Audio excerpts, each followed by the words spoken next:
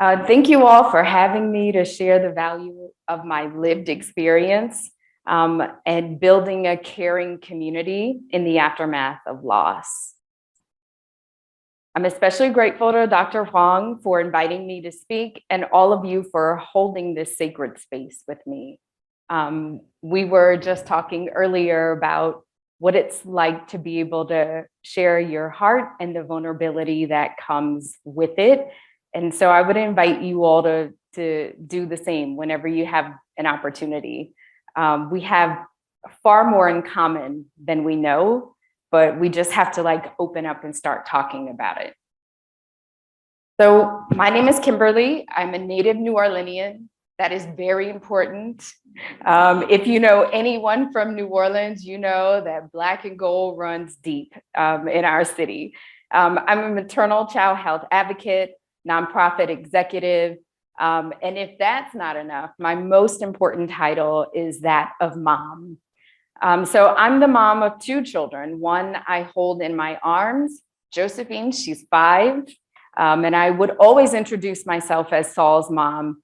But now that she's very aware, she wants me to let all of you know that I'm not only Saul's mom, I'm also Josephine's mom. So there's that.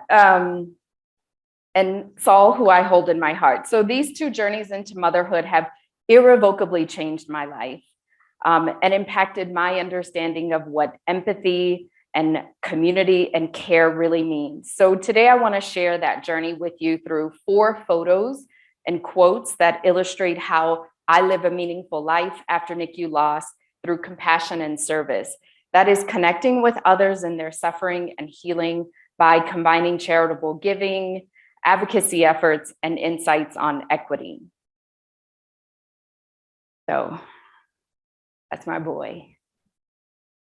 Every time I see his picture, it takes my breath away. This is my son, Saul. He was born prematurely after nearly 29 weeks of a routine pregnancy. The hours spent in the neonatal intensive care unit were overwhelming, to say the least. Every day that I watched my baby's life hang in the balance, coupled with sensory overload and enormous guilt about how our birth story played out, my mental health took a nosedive. But during all of this, my family and I were not alone, thankfully. It was in the darkest moments that those in our community stepped up and displayed the greatest level of care. For example, every day someone brought meals to our home to make sure that we were eating. People offered prayers, they checked in on us. They sent text messages because they knew we were not going to answer the phone. And lastly, among many more, when it looked like Saul was very critical and death was imminent, friends that lived closer to the hospital invited us to stay in our home so that we could be there at the drop of a dime. And that was extremely timely because, like so many Louisiana babies born too soon, my sweet boy succumbed to complications due to his low birth weight, just days shy of being 1 month.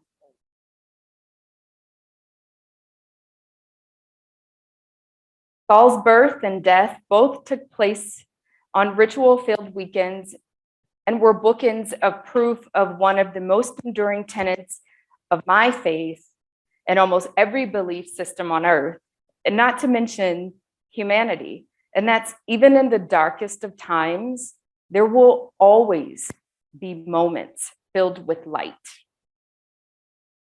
A sentiment often quoted by my grandmother. She would say, "Child, weeping may endure for a night, but joy comes in the morning." I could say that since I was a little girl. I never got it. I was an adult, and I was looking for that morning. I have to tell you, it felt like for me, morning would never come. But I'm here to tell you, it turns out she was right. The weeks and months that followed Saul's death were rough.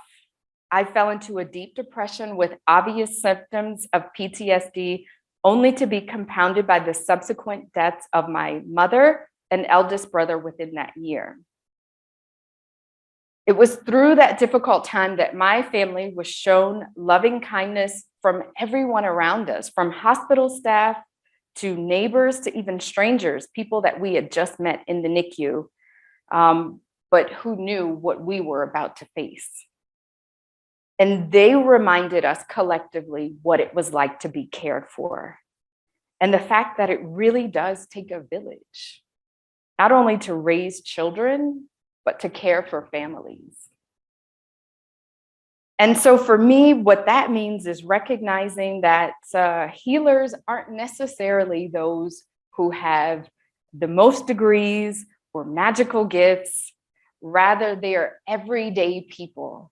They are people like me and like you, certainly, people who have been through the darkness, who have found healing and come back to share their light with others. And that's what you all do every day. I speak for all the families when I say thank you for that, for the lives that you save and the ones that you really try, but we know that it's not in your control. Every one of us will experience tragedy at some point in our lives. And what we can take away from that very human experience is the ability to relate to each other, to be empathetic and compassionate, and to find ways to ease each other's suffering, because based on our experiences, we know what it's like. And finally, to be the embodiment of light on the darkest of nights. That's Josephine, by the way. My necklace, we always find a way to keep Saul's memory alive in our family.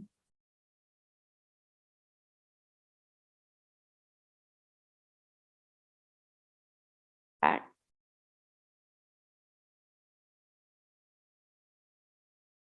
Photo.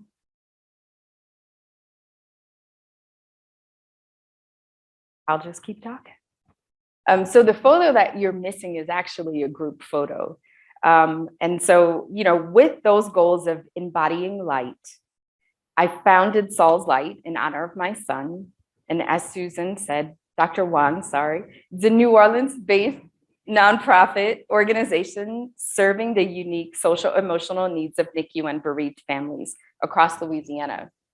We provide financial assistance to address social determinants of health, barriers that prevent families from being present and involved in their baby's care, peer support to counteract isolation and stress, the Little Library reading program, which promotes bonding and cognitive development, connection to community resources through case management. So those resources include mental health therapists, government agencies, diaper and food banks, among others.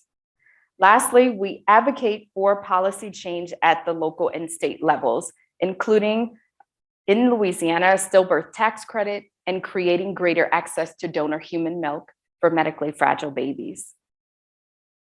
Saul's Light commitment to advocating in the best interests of NICU families is rooted in 3 core beliefs. Many of them Susan addressed, and I know that you all will agree with. The first is that every family deserves to be present at their baby's bedside and involved in their care, especially those from historically marginalized communities who are routinely overlooked in medical settings. In our community, that is Black and Hispanic families, families living at or below the poverty line, and those experience substance use disorder. And so because of that, we've designed outreach programs geared toward their specific needs and the experiences that they face. Secondly, we believe that healthcare providers are committed to saving lives and maintaining the health and safety of all patients. Full stop. We know that. We know that every day you're going to work and you are trying your best and giving it your all. Know that in spite of this, disparities persist due to that are out of our control. Some in our control: systemic racism, implicit and explicit bias. Finally, as a grassroots organization, Saul's Light believes that partnerships among hospitals and communities are the first step to making lasting, equitable change in medicine. And that's exactly what we do. We partner with hospitals to make that change. Look at ourselves as a bridge between hospitals and communities. We know who's doing the heavy lifting, right? But what we can do is support your work. When maybe you don't have time to have a conversation with a family to figure out what their needs are. That might take 30 minutes, that might take an hour, it might take several meetings before you earn the trust of a family. But that is something that your community can do. And that is something that we do. In fact, it's something that we want to do and do full time. So we call on doctors and nurses and social workers to ask us for help. If there's a family that is in the NICU that is experiencing a language barrier, ask us for help. We have someone that they can talk to. Our NICU Little Library, for example, has multicultural and multilingual books, and we want parents to read in the language that they're most comfortable in. We're a small but mighty organization, which means that we can pretty much do anything. We work with families one-on-one. And I think the more that we see partnerships between hospitals and communities, then we will be able to see true change, equity, and healthcare. So to date, Saul's Light has served over 1,000 families, and that's the picture you're missing, because I was going to show you those babies and families. They're pretty cute, so you'll just have to imagine. In the areas of NICU support, bereavement care, and patient family navigation, we've passed legislation that prioritizes their health and wellness. And I found a voice as a leader and parent advocate to speak about important issues that matter to me: health equity, prematurity, infant loss, and maternal mental health. It's with all honesty that I can tell you everything that I and Saul's Light have been able to accomplish in the aftermath of Saul's death is rooted in care. It's rooted in people seeing my humanity and me seeing theirs, and continuing to ask myself every day, what can I do? It's because someone cared for me, because I was reminded that my son died, but I did not. That if I could find the light in Saul's life and harness the light in mine, still could together forge a path out of darkness for parents and babies in our communities experiencing similar journeys. It is not at all how I wanted it to be, what we have. So it's our job, all of our jobs, as people who provide care in an official capacity, to help people get back to the middle, to helping get back to balance. And that's through empathy and compassion. So I want to thank you all for allowing me to share Saul's Light with you today. And I would invite you to connect with me, because I would love to hear about what you're doing to advance health equity in York. I'm going to put up my next slide, which did work. And so you can reach me here, and I'd be happy to answer any questions that you have. Really, I'm an open book.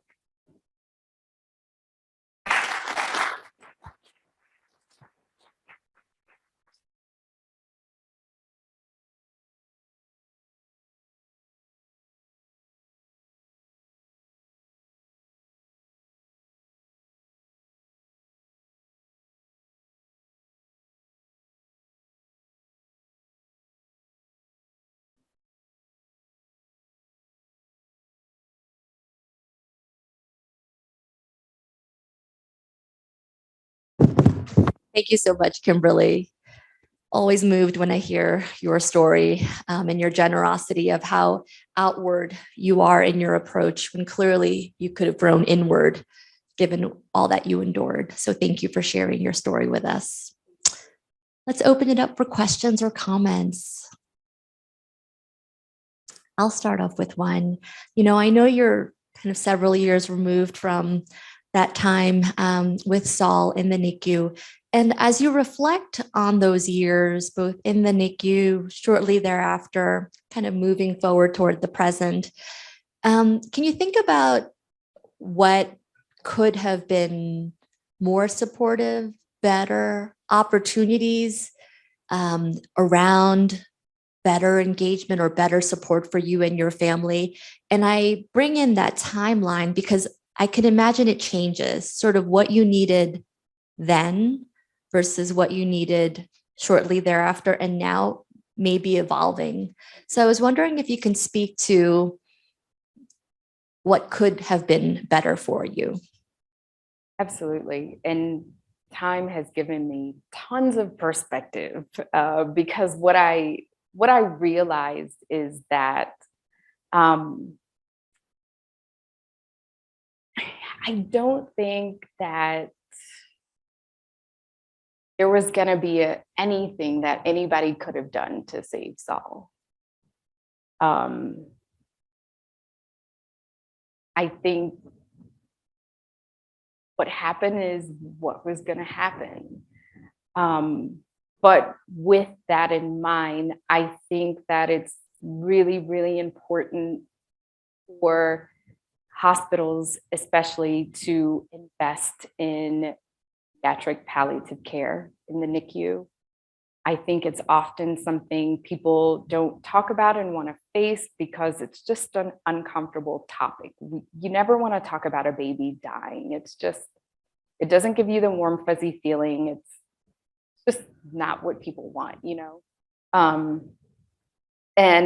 And our society floods us with these images of these miraculous recoveries. And you always see that, right? But the truth of the matter is that prematurity, especially, is one of the largest reasons why babies die. And in our community, prematurity is extremely high. And I could, tell you the names of 10 women just like me who all had preterm babies who died. And so what it shows is that as long as there's prematurity, there's going to be infant loss. And as long as there's infant loss, there are going to be bereaved parents. Parents need to know how to face loss. You don't know how to face it. You can't learn it until you're in it. And it's really too late, at that time, because it's facing all of your hopes and your dreams and just they're all ending.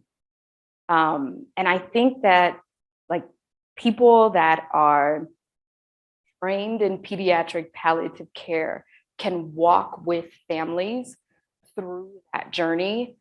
And also, our family, for example, we had wonderful hospital staff that really helped us make Saul's last hours in his life really beautiful.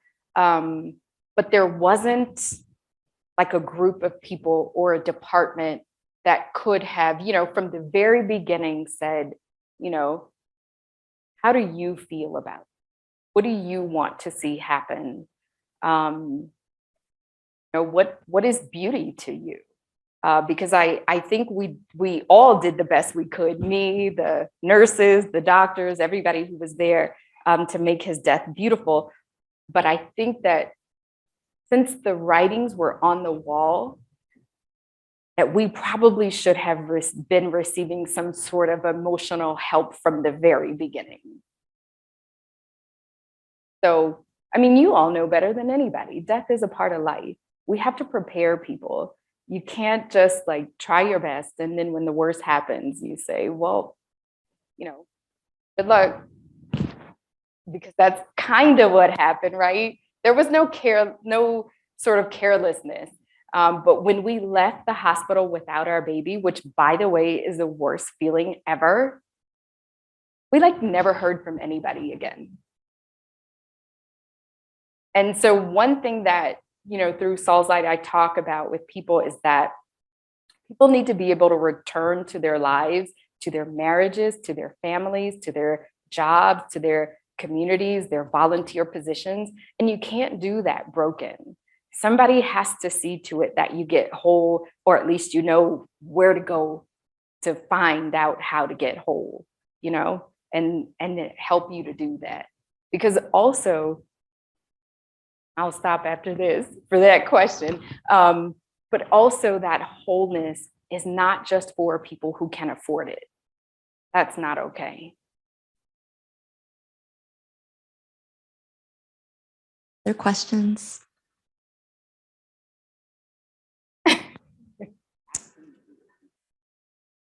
Thank you, Kimberly, so much. And we're lucky enough that Kimberly will be remaining and staying with us for the entire day. And so please do reach out. And I hope you have opportunities to really authentically connect with her.